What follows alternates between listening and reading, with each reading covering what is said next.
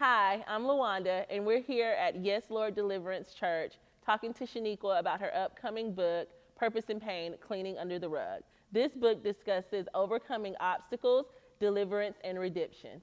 Welcome, Shaniqua. So glad to be here. No, the pleasure is all mine. I know this book is your baby. You've been working on it. You've put your heart and soul into it to be able to get your message out. We are ready to hear it. Tell us a little bit about what we can expect from Purpose and Pain.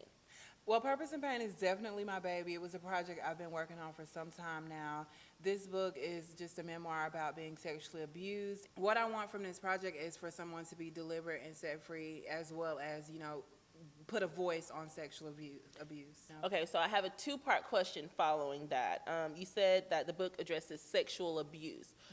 What age, what core audience are you trying to reach out to?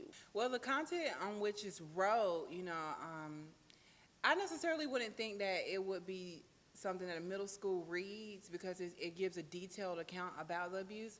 However, it's directed to anybody that's, facing this. It doesn't go for age or gender, because sexual abuse is sexual abuse. My message is the same for middle school to high school to adults, is if you are being sexually abused in any kind of way, it just gives a voice to that. It gives a voice for someone to be able to say that I can talk about this and I can speak to someone on it to get the proper help. At what age did your abuse start?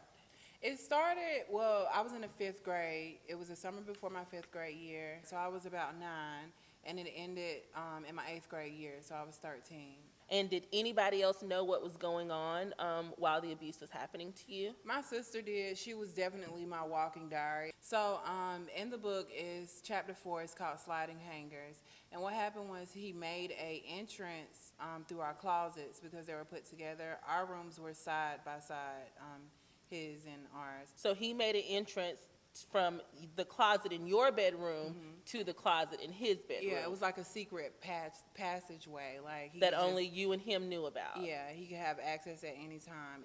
And she saw me going through this closet one night, and so she confronted me about it. And I told her, what was going on, but I begged her not to tell anyone because manipulation was just so prevalent. He had me thinking that if I told anyone, or if she found out, my grandma at the time, because that's who I stayed with, if she found out, then I would get punished. So what made you eventually break the silence and feel like your story needed to be told? What made me break my silence about writing this book was after, being healed and set free, delivered and restored, God just told me, or he just exposed the ministry of Jesus Christ to me. I'm able to tell the victim, even if you are in sexual abuse now or coming out of it, that it's not your fault. It's not your fault, for one. Two, we have to tell what's going on and what hurts us, because the more that we're quiet, the bigger our pain is going to be. That's what I want to do in this case, is just to help somebody else come out of it. And even if you're out of it, be restored from it. Absolutely. Besides him being super manipulative, which you've expressed, I want to know, was he ever violent or abusive? Were you ever afraid for yourself or for your sister during the course of your abuse? At one point, and I don't want to cry when I say this, but my sister saved my life. He was choking me, and I was blacking out, and she walked in, and she helped him fight, helped me fight him. And so, yeah, both physically, verbally, and emotionally, it was rough. You've mentioned your sister Latrina a lot throughout the course of this interview, and we're lucky to have her with us. Thank you for being with us, Latrina. Thank y'all so much for having me. No problem. So when did you learn of what was going on with your sister? Well, I first learned about it when I saw her going through our closet, and she was over there for a really long time. So I got up and I followed her through to see a little hole through there. And when I heard her and him talking, I ran back and I jumped back in the bed. So besides not being able to tell what was going on, what was the hardest part about seeing her go through this? When she would come back crying and not being able to say anything and not being able to do anything to stop it was the hardest part for me. If anything, what would you like to tell your sister? I would just like to tell you thank you for being so brave, and thank you for being my sister. Thank you for loving me in spite of all of this. It was hard, I know, keeping a secret, like that, but you were. Take your time.